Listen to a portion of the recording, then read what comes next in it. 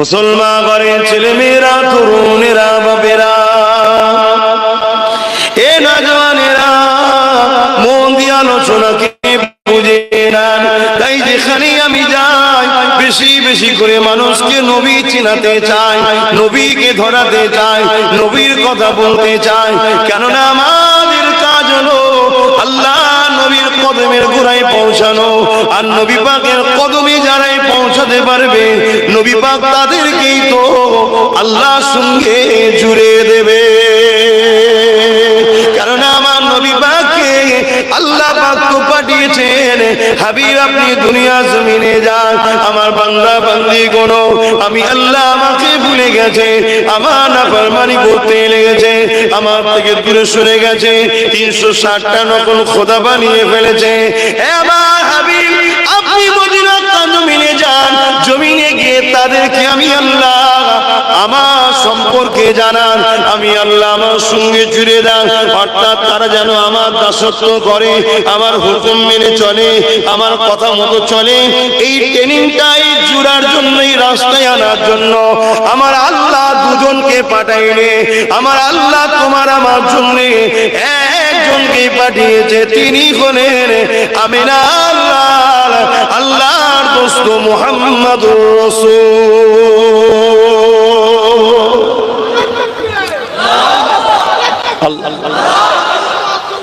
সেই নবী পাককে চিনুন, আল্লাহ সেই নবীর সঙ্গে সম্পর্ক জুড়ুন, নাই সব বেকার হয়ে যাবে, সব বরবাদ হয়ে যাবে। কি করছো তুমি এই ছেলে, কি করছো? ও পা মেলে দিয়ে মোবাইল ঘাটছে, তুমি মানে বসে বসে থুকছো কেন? এই সভ্যতা কোনো ভদ্র কোনো শেখো। আমি যদি তোমার দিকে চোখি তোমায় ভালো লাগবে? এখানে এতগুলো বাপের থেকে দাদু সমতুল্য মানুষ বসে আছে, বোঝো ভাই, দুনিয়ার সবাই আমাদেরকে ঘৃণা করতে শুরু করেছে। কেন? আমরা মূল স্রোত থেকে সরে গেছি, রাসূল থেকে সরে গেছি।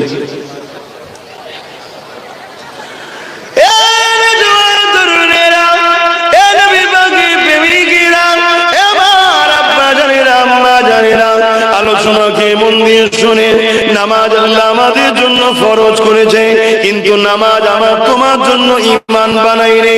রোজা আমাদের জন্য আল্লাহ ফরজ করেছে, আমার তোমার জন্য ঈমান বানাইনি। দাড়ি টুপিকে সুন্নাত বলেছে, আমার তোমার জন্য ঈমান বানাইনি। হজকে আল্লাহ ফরজ করেছে, আমার তোমার জন্য ঈমান বানাইনি। নামাজ যখন ঈমানদাররা পড়ে, তখন আল্লাহ পাক তাকে নেকি দেয়, ফরজ আদায় করে। বেঈমান যদি নামাজ কখনো ইবাদত হয় না, তাহলে আগে চাকরি নিতে হবে, তারপরে ডিউটি করতে হবে। নামাজটা হলো ডিউটি, রোজাটা হলো ডিউটি, হজটা হলো ডিউটি, যাকাতটা হলো ডিউটি, দাড়ি টুপি জুব্বা হলো ইউনিফর্ম। কিন্তু চাকরিটা কি? চাকরিটা হলো দিল থেকে আমিন আল্লাহকে, নবী মুহাম্মদ আরবিকে রাসূল জেনে জানের থেকে বেশি ভালোবেসে আদবের সাথে মেনে নিবার নাম হলো ঈমান।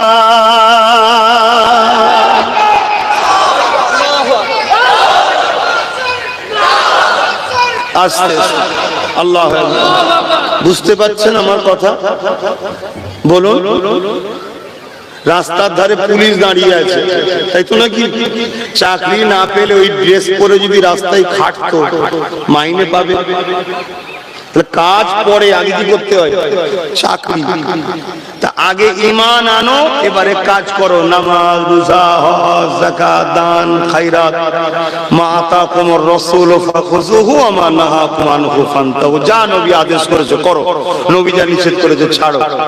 যদিও কারো কাজে ভুলভ্রান্তি হয়েও যায়, কি গো, দুনিয়ার মালিক, দুনিয়ার কোম্পানির মালিক একটু দয়ালু যদি হয়ে গেছে, চালিয়ে লাইন, কি গো, চালিয়ে লাইন না লাইন। কিন্তু তুমি যদি কোম্পানির কর্মচারীতে তোমার নামই না থাকে, তোমায় মাইনে দেবে? আগে ঈমান আনো, আগে ঈমান আনো। আমাদের হৃদয়ে রাসূল নাই, নবীকে বার করে দেওয়া হচ্ছে। নবীর আদব, নবীর প্রেম, নবীর তাজিম, নবীর শান, নবীর মর্যাদা কত।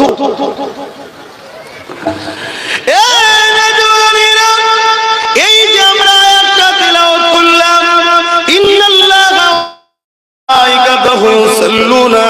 নবী, আল্লাহ এবং তার ফেরেশতারা আমার নবীর উপরে সালাম দরুদ পাঠায়। আল্লাহ কি আমাদের মতো পড়ে নাকি? না না না, ইমাম বুখারীকে জিজ্ঞাসা করুন এই আয়াতের ব্যাখ্যাটা কি। ইমাম বুখারী বলতে লেগেছে, আল্লাহ পাক আসমানের জমিনে একটা মজলিস বানায়, যেমন তুমি আমি মজলিস বানিয়েছি, এই মজলিসে আমি খেতাব করছি, আপনারা বসে বসে শুনছেন।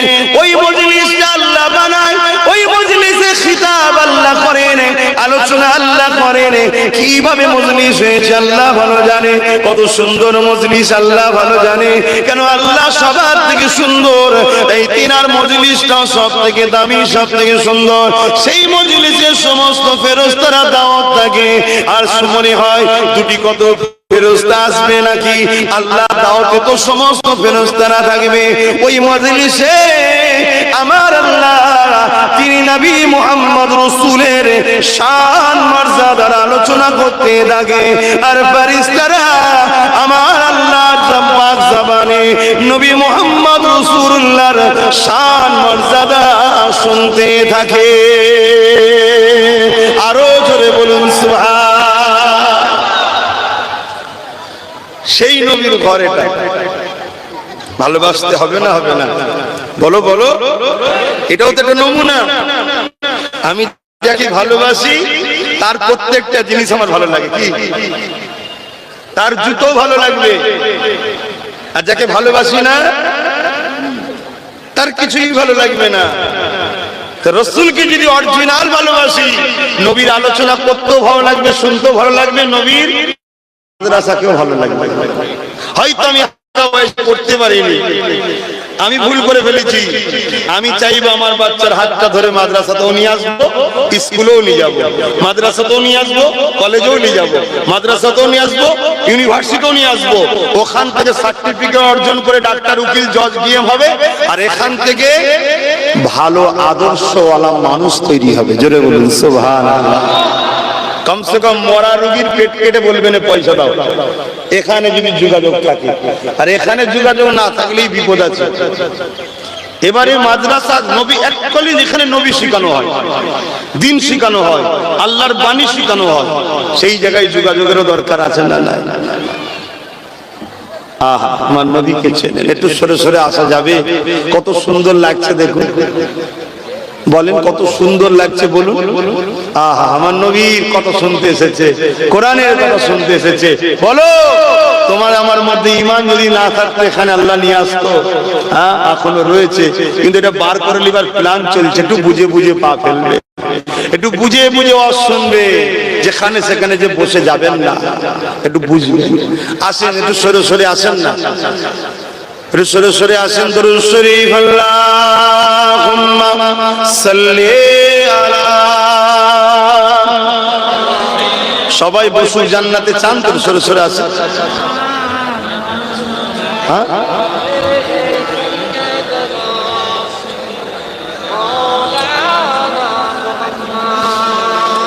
हाल दिल किसको सुनाए, आपके होते हुए। हाल दिल किसको सुनाए, आपके होते हुए। क्यों किसी के दर पे जाए, आपके होते हुए। বলুন না সুবহানাল্লাহ। আমার নবী থাকতে অন্য কারো দরবারে যাব কেন? আল্লাহ তো আমাদেরকে বলেছে ওই দরবারে যা, ওখান থেকে সব বন্টন হয়। জোরে বলুন সুবহানাল্লাহ। জানেন তো নাকি? হ্যাঁ, আল্লাহ আমার নবীকে কাসেম বানিয়েছে, কাসেম বন্টনকারী। আনা কাসিমুল্লাহি উতি। আল্লাহ হচ্ছে বানানোর মালিক, কুল কায়নাত খোদা বানিয়েছে। লিল্লাহি মা ফিস সামাওয়াতি ওয়া মা ফিল আরদ, লাহু মুলকুস সামাওয়াতি ওয়াল আরদ। সব আল্লাহ, সব আল্লাহ, রাজত্ব আল্লাহ, সব আল্লাহ। কিন্তু এই আল্লাহর রাজত্বে বন্টন করা, ভাগ করার দায়িত্ব আমিনার লাল আল্লাহ তার বন্ধুকে দিয়েছে। জোরে বলুন সুবহানাল্লাহ। আরো জোরে বলুন সুবহানাল্লাহ। সেই নবীকে প্রেম করব। हाले दिल किसको सुनाए आपके होते हुए, क्यों किसी के दर पे जाए आपके होते हुए। मैं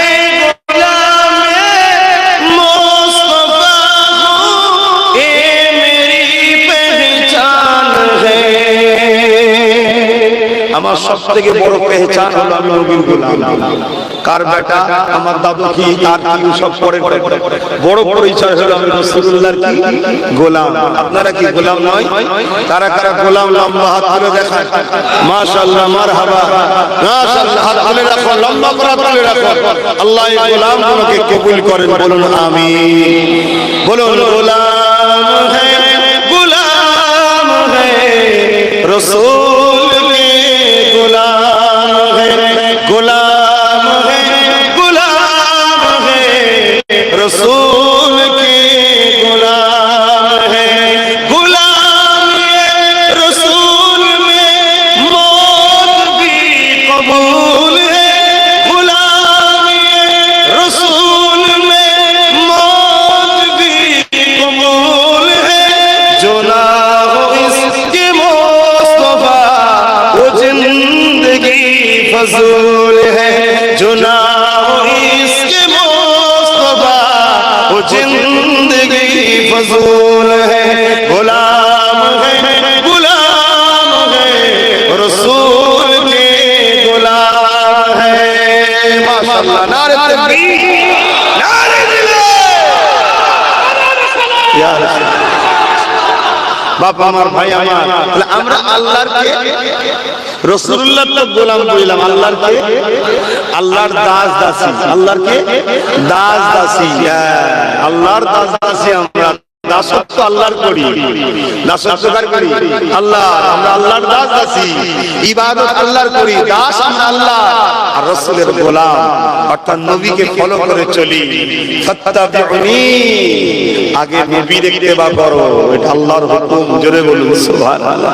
সেই নবীকে শুধু দিল থেকে বার করবেন না, আল্লাহর কসম বলে যাচ্ছি, ট্রাই করে দেখুন। জিন্দেগিতে কোনো মুসিবত আসলে, কোনো বিপদ আসলে, কোনো অসুবিধা হলে আপনি নীরবে নির্জনে বসে রাসূলুল্লাহর উপর দরুদ পড়তে থাকুন, দরুদ পড়তে থাকুন, দরুদ পড়তে থাকুন, দরুদ পড়তে থাকুন। রাত আসবে, ঘুমিয়ে পড়বেন, কামলিওয়ালার সঙ্গে দিদার হতে লাগবে। জোরে বলুন সুবহানাল্লাহ।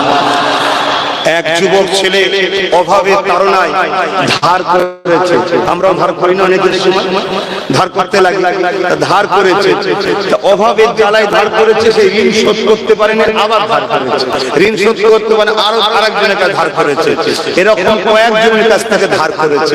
এই ধার করার পরে বিচার এখন কাজীর কাছে চলে গেছে, এখন বিচার কাজীর কাজীর কাছে বিচার চলে গেছে যে অমুক আমাদের থেকে টাকা নিয়েছে, দিচ্ছে না। তা কাজী সাহেবকে ডেকেছে, ডেকে বলেছে 3 দিন সময় দিলাম, 3 দিনের মধ্যে ঋণ শোধ করতে না পারো তাহলে তোমাকে জিন্দানে দেওয়া হবে, অর্থাৎ জেলে দেওয়া হবে, আর জেলে পড়া মারা হবে, শাস্তি দেওয়া হবে। ছেলেটা তো কাঁদতে কাঁদতে ঘরে এসে এক বুজুর্গ আল্লাহওয়ালা নামাজি মুত্তাকি পরহেজগার ইবাদত গুজার নবী প্রেমিক আল্লাহ প্রেমিক বান্দার সঙ্গে দেখা হয়েছে। সে বলছে, বাবু তুমি কাঁদো কেন? যুবক বলছে, হুজুর আমার এই দশা। বলছে কোনো চিন্তা করনি, ঘরে যাও। ঘরে গিয়ে পাক পবিত্র হয়ে উযু করে নামাজ আদায় করে যখন তুমি শোবে বিছানায় ঘুমাবে না, দরুদ করে যাও, দরুদ করে যাও, দরুদ করে যাও, দরুদ করে যাও। পড়েই যাচ্ছে, তাহাজ্জুদ রাত পার হয়ে গেছে, দরুদ বাদ দেয়নি, কেঁদেই যাচ্ছে, কেঁদেই যাচ্ছে, কারণ জেলে যেতে হবে, মাবে এই ভয়ে দরুদ পড়ছে। ওই দরুদটা আলাদা পড়া হচ্ছে না, ওটা অনেক ভক্তি ভালোবাসাই হচ্ছে। যখন তাহাজ্জুদের একেবারে শেষের দিকে আসছে, ও বেচারির ঘুম পেয়ে গেছে, কখন চোখ লেগে গেছে, আল্লাহর নবীর সঙ্গে দিদার হচ্ছে। জোরে বলুন সুবহানাল্লাহ। আল্লাহর নবী বলছে, বাবা ছেলে কাঁদো কেন?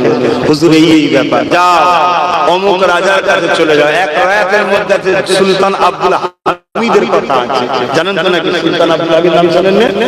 আজ থেকে 100 বছর আগে যিনি সুলতান ছিলেন, পৃথিবীর হুকুমত তিনি চালাতেন। সুলতান আব্দুল হামিদের কাছে যাও, সুলতান আব্দুল হামিদের কাছে যাও। যাক, সুলতানের কথা বললেন, বললেন হুজুর আমি যদি যে বলি সে শুনবে কেন? বলবে যাও, যে বলবেন যে আপনি প্রতিদিন হিসাব 1000 বার করে দরুদ পড়তেন, অথবা এই রাজাটা পড়তো, গতকাল উনি খুব ব্যস্ততে পড়তে পারেন, ঘুমিয়ে পড়েছিল, ওইটা পড়া হয়নি, নবী আমাকে পাঠিয়েছে, আমাকে এই ঘাটটা শুনতে হবে। এটা সে জানে, আল্লাহ জানেন, আমি জানি, অন্যজন জানে না, স্ত্রীও জানে না। এই গোপন তথ্যটা নিয়ে সুলতানের কাছে যখন গেছে, সুলতানকে যখন বলেছে, সুলতান চেয়ার থেকে দাঁড়িয়ে গেছে, আরে এই গোপন রাজ তুমি কি করে জানলে? হুজুর আমাকে আল্লাহর নবী বলেছে। কি জন্য? বাদশা নিজের পার্সোনাল লকার, সরকারি টাকা পার্সোনাল লকার খুলে দিয়েছে, যা খুশি নিয়ে যাও। বলুন সুবহানাল্লাহ। কেন? আমি এত খুশি যে আমি যিনার উপরে দরুদ পড়ি তিনি আমায় স্মরণে রেখেছে, এই খবরটা আজকে তোমার দ্বারা পেলাম। জোরে বলুন সুবহানাল্লাহ। তেই ঋণ দিয়ে সে কাজীর কাছে এসেছে, কাজী সাহেব ডাকুন, ওদেরকে আমি শোধ করে দেবো। কাজী বিচারে বসে বলছে তোমাকে শোধ করতে হবে না, তোমার ঋণটা আমি শোধ করব। জোরে বলুন সুবহানাল্লাহ। ছেলে বলছে এটা তো কালকে বললেই হতো, আজকে বলছেন কেন? কাজী বলছে শোনো, বিচারের ফয়সালা দিবার পর যখন রাত্রিরে ঘুমিয়েছি, আল্লাহর রাসূল আমার খবে এসে বলেছিল, তোমাকে তো আল্লাহ অনেক অর্থ দিয়েছে, একটা গরিবকে যদি তুমি অর্থটা শোধ করতে, তাহলে একটা গরিব হাসতো, আমার উম্মত হাসতো, তুমি দিতে পারলে না, তো হুজুর আমি দিয়ে দেবো, বলেছি আমি দেবো। যে তিনজনের কাছ থেকে ঋণ করেছিল তারাও বলছে যে কাজী সাহেব ঋণ শুধতে হবে না, আমরা ঋণ মাফ করে দিলাম, শুধু মাফ না, যখন খুশি ওর প্রয়োজন হবে আমাদের থেকে নিয়ে যাবে। জোরে বলুন সুবহানাল্লাহ। কি ব্যাপার? তিনজনই বলছে দয়ার নবীর সঙ্গে দিদার হয়েছে। আগেকার মানুষ ভাই অনেক ভালো ছিল, ভাই অনেক ভালো মানুষ ছিল তারা, যত দিন যাচ্ছে আমরা খারাপ হয়ে যাচ্ছি। তারা বলছে হুজুর বলেছে আল্লাহ তোদেরকে অনেক ধনী করেছে, তোরই তো একটা ভাই উম্মত, তো তোর আল্লাহর বান্দা, তো তিনি মাফ করে দিতিস, আজকে তাকে জেলে যেতে হবে। তো হুজুরের দিদার পেয়েছি এর ওসিলায়, তো হুজুর যখন খুশি ওর লাগবে নিয়ে যাবে। আমার এটা বলার উদ্দেশ্য এটাই যে আপনারা দরুদ বেশি বেশি করে পড়বেন, আল্লাহ মুক্তি দেবে।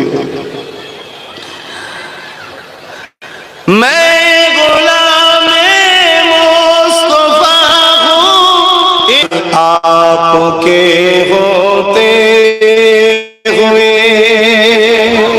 বলুন না সুবহানাল্লাহ।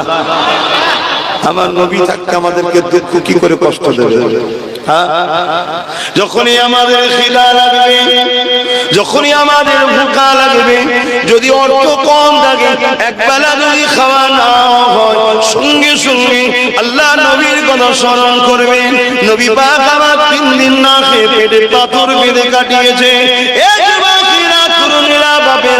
দিলের মধ্যে একটা শান্তি এসে যাবে, এই জন্যই তো বলতে লেগেছে হুজুর আপনি থাকতেন আমাকে দুঃখ কি করে কষ্ট দেবে, কেননা আমার জিন্দেগিতে যেটাই আসবে আমি আপনাকে স্মরণ করব, আপনার জীবনীতে পেয়ে যাব আপনার উপরে দুনিয়ার মানুষেরা কত জুলুম করেছে, আমাকে যদি কেউ জুলুম করে তাহলে আমার কষ্ট কেন আসবে? আমি তো আপনার কথা ভাববো, জিনা কিনা বানালে আল্লাহ কিছুই বানাতেন না, সেই নবীর উপরে কত জুলুম হয়েছে আমি কোথায় রেখে আমার মনে তখন সান্ত্বনা আসবে। ইয়া রাসূলুল্লাহ হাবিবাল্লাহ, আপনাকে আল্লাহ আমাদের জন্য মডেল বানিয়েছে।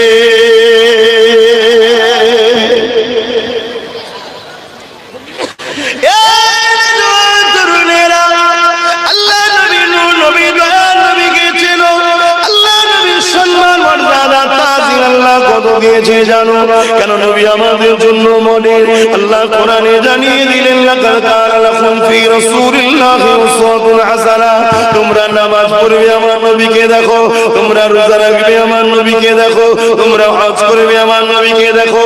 এই হজের কথা যখন বলেছি একটা কথা মনে পড়েছে, শুনে এই যুবকেরা তরুণেরা, আল্লাহ নবী যখন হজ করতে গেলেন, নবী আমার 10ই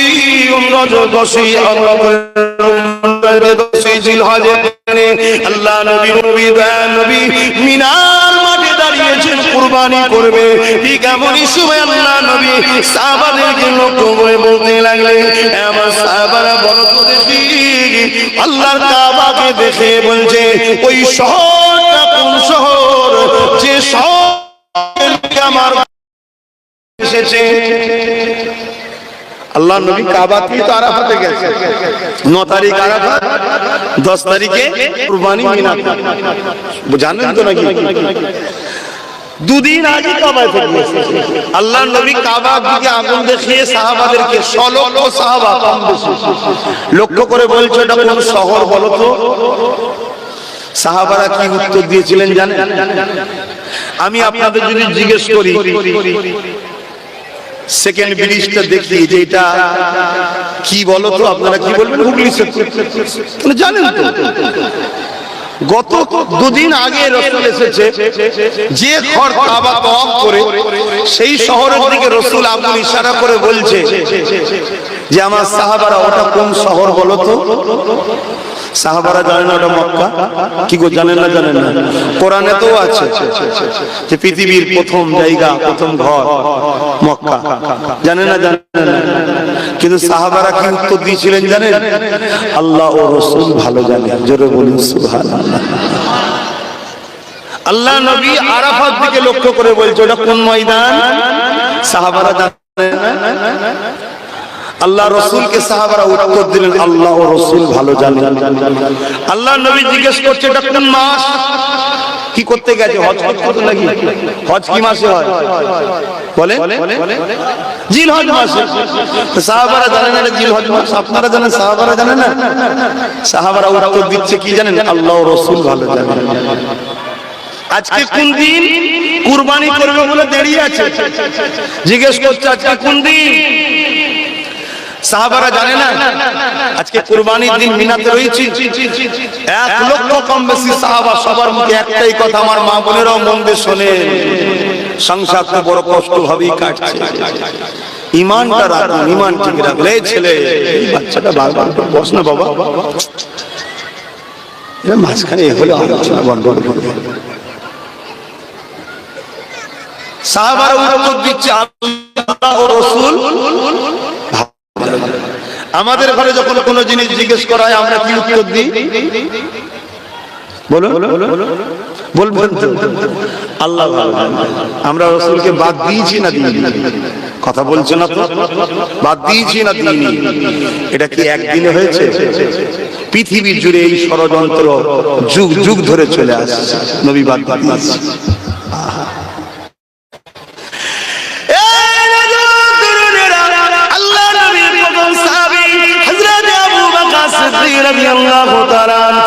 আল্লাহ নবী একটা আংটি দিলেন মোহর করার জন্য, কেননা নবীর পক্ষ থেকে কোনো পয়গম যখন অন্য কোন দেশের রাজার কাছে যাবে ওর উপরে সিল মারার জন্য ওই আংটিটার উপরে আমার আল্লাহ নবী বলে দিলেন এই আংটির উপরে লিখবে লা ইলাহা ইল্লাল্লাহ, শুধু এতটুকু লিখবে, থেকে বেশি কিছু নলেন, শুধু এতটুকু। হযরত আবু বকরকে আল্লাহ নবী পাঠিয়ে দিলেন, যাও আংটির দোকানে চলে গেলেন, সিলমোহর বানাবার দোকানে চলে গেলেন। হযরত আবু বকর গিয়ে দোকানদারকে বলতে লেগেছে এই আংটির উপরে লিখে দাও লা ইলাহা ইল্লাল্লাহ মুহাম্মাদুর রাসূলুল্লাহ। আল্লাহ নবী বলেছিল আবু বকর লা ইলাহা ইল্লাল্লাহ লিখবে, মুহাম্মদ রাসূলুল্লাহ নবী বলে দেয়নি, ওটা আবু বকর বলেছে লিখে দাও লা ইলাহা ইল্লাল্লাহ মুহাম্মাদুর রাসূলুল্লাহ লিখে দাও। আংটি খানা দোকানদার তৈরি করতে লাগলো, আংটি বানানো হয়ে গেল, ওই সিলমোহরটা বানানো হয়ে গেল। আল্লাহ নবীর হাতে এসে প্যাকিং অবস্থায় সিদ্দিক আকবর তুলে দিল। আল্লাহ নবী যখন প্যাকিংটা খুললেন, নবী আবার আবু বকরকে ডাক দিলেন, এ আবু বকর তোমাকে তো আমি বলেছিলাম লা ইলাহা ইল্লাল্লাহ লিখতে, এত টিকা এখানে রয়েছে কেন? হযরত আবু বকর মাথা নত করে বলতে লেগেছে, ইয়া রাসূলুল্লাহ হাবিবাল্লাহ, আমার বাপ মা আপনার কদমে কুরবান হয়ে যায়, আমার জান আপনার কদমে কুরবান হয়ে যায়, ইয়া রাসূলুল্লাহ হাবিবাল্লাহ, আল্লাহর আশীর্বাদ ইব্রাহিমের উপরে লা ইলাহা ইল্লাল্লাহর পাশে মুহাম্মদ রাসূলুল্লাহ রয়েছে। যেখানে আল্লাহর নাম আছে ওখানে মুহাম্মদ রাসূল রয়েছে। কোরআনে আল্লাহর জিকির, ওখানে নবীর জিকির। আজানে আল্লাহর নাম, ওখানে নবীর নাম। তাওরাতে আল্লাহর নাম, ওখানে নবীর নাম। জবুরে আল্লাহর নাম, ওখানে নবীর নাম। ইনজিলে আল্লাহর নাম, ওখানে নবীর নাম। ইয়া রাসূলুল্লাহ, ইয়া হাবিবাল্লাহ, আদম সফিউল্লাহর মুখে আল্লাহর নাম, ওখানে নবী পাকের নাম। মুসা কালিমুল্লাহর মুখে আল্লাহর নাম, ওখানে নবী পাকের নাম। ঈসা রূহুল্লাহর মুখে আল্লাহর নাম, ওখানে নবী পাকের নাম। সব জায়গায় আল্লাহ আল্লাহ আল্লাহ, সেখানে আল্লাহ মুহাম্মদ রাসূলকে রেখেছে। আমি আবু বকর কি করে ইসলামেতে আপনার নামের পাশে, আল্লাহ নামের পাশে আপনার নামটা বাদ দিতে পারি? আমি আবু বকর বলে দিয়েছি লা ইলাহা ইল্লাল্লাহ মুহাম্মাদুর রাসূলুল্লাহ লিখে দাও।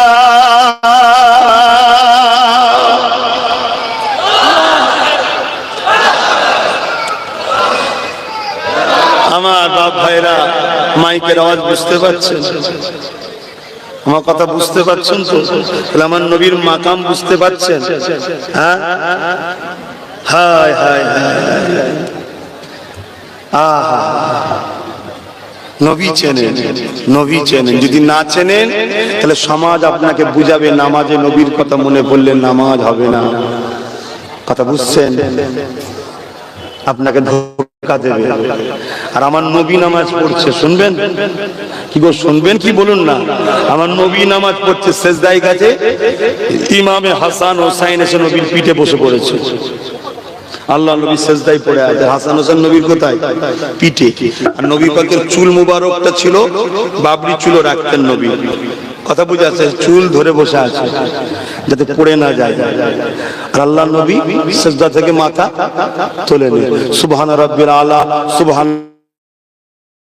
রাব্বিল আলা, মাথা তুললে বাচ্চা দুটো পড়ে যাবে, তুলে নেই। এখনো সেজদা চালা করে যাচ্ছে। সুবহান রাব্বিল আলা, সুবহান রাব্বিল আলা, সুবহান রাব্বিল আলা। যতক্ষণ ইচ্ছা তারা পিঠের উপরে লাফিয়েছে নানার পিঠে। তারপরে যখন নেবেছে রাসূল মাথা তুলছে। জোরে বলুন সুবহানাল্লাহ। নবী নামাজ পড়ছে কার? বলুন বলুন। তাসবিহ পড়ছে কার? দিলটা রয়েছে পিঠের উপরে, দুজন বসে আছে সেই দিকে। নবীর নামাজে ফতোয়া দেবেন নাকি? নবী যদি না চেনেন বা নামাজও গন্ডগোল। আর নবী চিনে নামাজ পড়ুন, নবী চিনে নামাজ পড়ুন। ইবলিস শয়তান আজাদির 7 কোটি বছর নামাজ পড়েছে, কিন্তু নবী চেনে না। ইবলিস আজাদির থেকে ইবলিস হয়ে গেল। রাইসুল মুনাফিক আব্দুল্লাহ ইবনে উবাই নবী পাকের পিছনে দাঁড়িয়ে নামাজ পড়তো সোজা সোজা। কামিয়াবি হয়েছে, কারণ নবী নেই। তাই আমার যুবক ভাইগুলোর অন্তরে নবী যেন থাকে, এজন্য একটু ওয়াজ করছি। আমার আব্বাদের অসুবিধা হচ্ছে না তো? আল্লাহ কার আমার বাপেরা সব ঠিক আছে, এখানে বাপেরা। আমার যুবক নিউ জেনারেশন না, আর শয়তানদের লক্ষ্য যুবকদের দিকে টার্গেট বেশি, এদের ঘরে খারাপ করতে হবে। তাই একটু বুঝাচ্ছি, অসুবিধা হচ্ছে না তো? তাহলে কি বললেন আবু বকর সিদ্দিক যে হুজুর আমি কি করে আপনার নামটা বাদ দিই? সব জায়গায় আল্লাহ নিজের নামের সঙ্গে আপনার নামকে জুড়ে রেখেছে, আমি কি করে বাদ দিই? আমি ওই জন্য বলে দিয়েছি করে দাও। কিন্তু আল্লাহ নবী বলছে আবু বকর সেটা নাই বুঝলাম, আর একটা নাম রয়েছে কেন? তখন আবু বকর চমকে গেছে, হুজুর কি বলছেন? কি বলছেন হুজুর? তোমার নাম কেন শুনছেন? আজকে আমরা হলে তো ঝগড়া লেগে যেতাম, নিজে থেকে গদি দখল করতে চাইছে। হ্যাঁ, হযরত আবু বকর মাথায় হ্যাট করে আছে। জিবরাইল আলাইহিস সালাম চলে আসলেন। লাব্বাইকা ইয়া রাসূলুল্লাহ, সালাম দিয়ে বলছে হুজুর আবু বকরের এই ভালোবাসাটা আল্লাহ বড় খুশি হয়েছে যে আবু বকরের নামটাও আল্লাহ এই সিলমোহরে আল্লাহ আপনার সাথে আবু বকরের নামকেও জুড়ে দিয়েছে। জোরে বলুন সুবহানাল্লাহ। আমি জিবরাইলকে পাঠিয়েছিল, আমি আবু বকরের সকল ধরে গিয়ে দোকানদারকে বলেছি ওই যে আংটিটা আছে ওটা আবু বকর সিদ্দিক লেখো। শুনছেন তো? তাহলে বলুন নবী ছাড়বেন? বলো আমার যুবকরা চিৎকার দিয়ে বলো নবী ছাড়বেন? নবীর মর্যাদা বুঝতে হবে না, নবীর প্রেম বুঝতে হবে না, নবীর আদব বুঝতে হবে না? 10 বছর বয়স থেকে বাচ্চা যদি নামাজ না পড়ে, মা বাপের দায়িত্ব তাকে টাইট করা। 8 বছর থেকে ট্রেনিং দেওয়া দরকার। আমার তো মনে হয় প্রত্যেকটা বাপ, প্রত্যেকটা দাদু না না বাচ্চাগুলোকে যদি 7 বছর বয়স থেকে মসজিদে নিয়ে যায়, হাত ধরে ধরে চলো, ও পিসাব পায়খানার প্রয়োজন বোঝে, নিয়ে যায়। যদি 7, 8, 9, 3 বছর সাথে সাথে নিয়ে যায়, নিয়ে আসে, দেখবেন অটোমেটিক ওকে আর বলতে হবে না, ওর নামাজের দিকে টান রয়ে যাবে। জোরে বলুন সুবহানাল্লাহ। যেমন হযরতে ফরিদউদ্দিন গঞ্জ শাকার হুজুরকে তিনার আম্মা বলেছিলেন, বাবা নামাজ পড়ো, আল্লাহ খুশি হবে। বাচ্চা জিজ্ঞেস করছে, ছোট তো তখন, যে আম্মা নামাজ পড়লে কি দেবে আল্লাহ? বলছে আল্লাহ মিষ্টি দেবে। বাচ্চারা তো মিষ্টি পছন্দ করে, মিষ্টি দেবে। ফরিদউদ্দিন গঞ্জ শাকার উঁচু করতে গেছে, মা নামাজের মুসাল্লা বিছিয়ে ভেতরে মিষ্টিতে দিয়েছে। বাচ্চা নামাজ পড়িয়ে পাটি উল্টে দেখছে মিষ্টি, বড় খুশিতে আর শুকরিয়া আদায় করছে, আল্লাহ তুমি খুব ভালো, আল্লাহ তুমি খুব ভালো। দিয়েছে কে? মা। এরকম রোজ দেয়, রোজ দেয়। কুরবান যাক আমার মালিক, তুমি কত দয়ালু। একদিন এখন মা কোনো কাজে মিষ্টি দিতে ভুলে গেছে, ব্যস্ত। এদিকে ফরিদউদ্দিন গঞ্জ শাকার তখন ছোট, নামাজে দাঁড়িয়ে গেছে, নামাজ পড়ে নিয়েছে। মা তাড়াতাড়ি আসছে, যে মিষ্টি দিতে ভুলে গেছে। বাচ্চা প্রশ্ন করবে যে আজকে কেন দেয়নি আল্লাহ, আমি কি উত্তর দেবো? তখন এসে দেখছে বাচ্চার নামাজ হয়ে গেছে, বাচ্চা বসে বসে মিষ্টি খাচ্ছে। জোরে বলুন সুবহানাল্লাহ, আরো জোরে বলুন সুবহানাল্লাহ।